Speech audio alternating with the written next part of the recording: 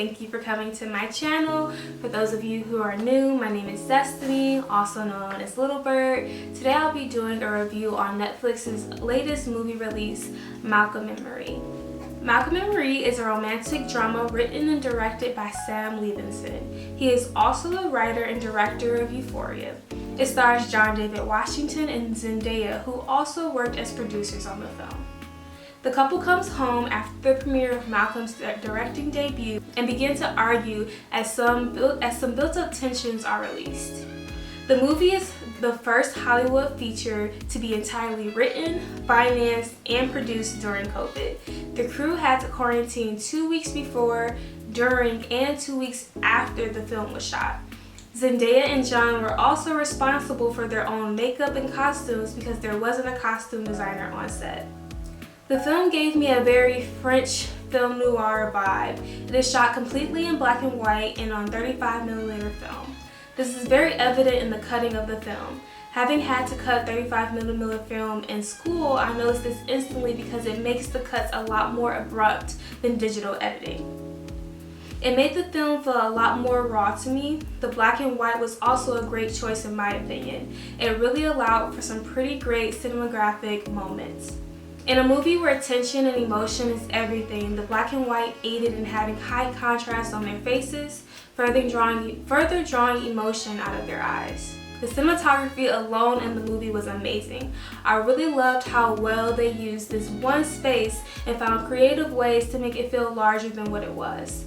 The home they were in has large windows on the walls, and because of this, the one thing that they did often was put the camera in one room when the characters were in another. This helped me to feel more separate from them, reminding me that I am only spectating and not actually in their world.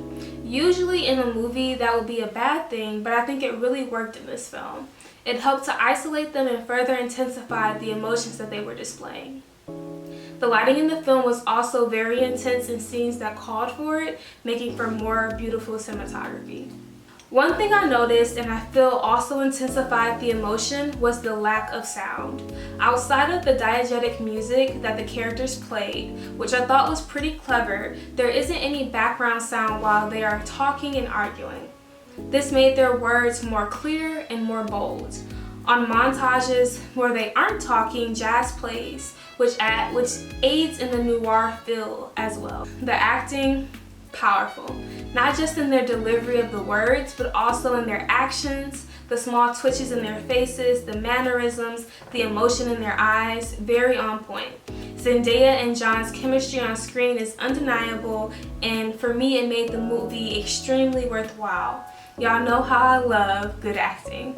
And the silence of the movie just intensifies every argument, every softly spoken word.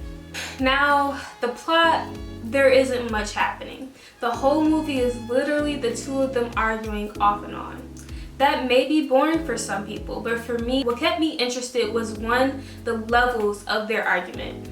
Every time they started it back up, it gets deeper and deeper to the real problem at hand. They really get down to the core of why they are arguing. Sometimes things upset you and it's hard to express that because you may not even know the real reason why you're mad. But Malcolm and Marie continue to dig and dig deep into one another that the truth is able to be revealed. There are a lot of monologues, but the monologues and rants are about what a lot of black filmmakers feel. Our art will forever be tied to our race. It is hard to create a film or TV show for it to not be seen as radical or political in some way because we are black.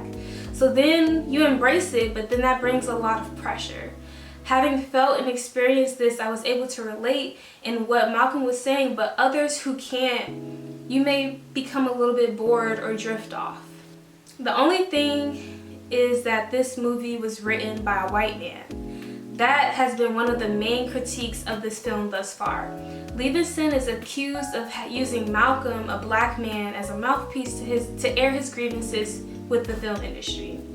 Levinson has been critiqued in the past about having black characters but not addressing their race in his work. This is problematic for some because it doesn't feel authentic, but it's also the problem most black creators face with wanting to create black art without having to address the struggle of being black. I personally can see both sides. Critics are also criticizing it for its lack of meaning, but it held a lot of meaning for me. There are many things throughout, including his rants, that I related to. The tempo picks up throughout, and I'm always wondering what will happen next. My only critique is that the ending felt very neat and anticlimactic for what we have been witnessing, but at the same time, that may have been the point of it all. If you're looking for an escape, this isn't the movie for you. The dialogue forces you to think at all moments, touching on heavy topics such as drug addiction and being Black in the film industry, while also being heart-wrenching and going through an intense argument in a seemingly unhealthy relationship. The movie is in the same location, has 2 characters, and has a lot of monologues. If you need a lot more action and movement, then this may not be for you. I personally really enjoyed it, and I think that everyone should give it a try just based on their amazing performances alone. Don't forget to like, comment, and subscribe below. Have you seen it already? Drop a comment so we can talk about it. Peace.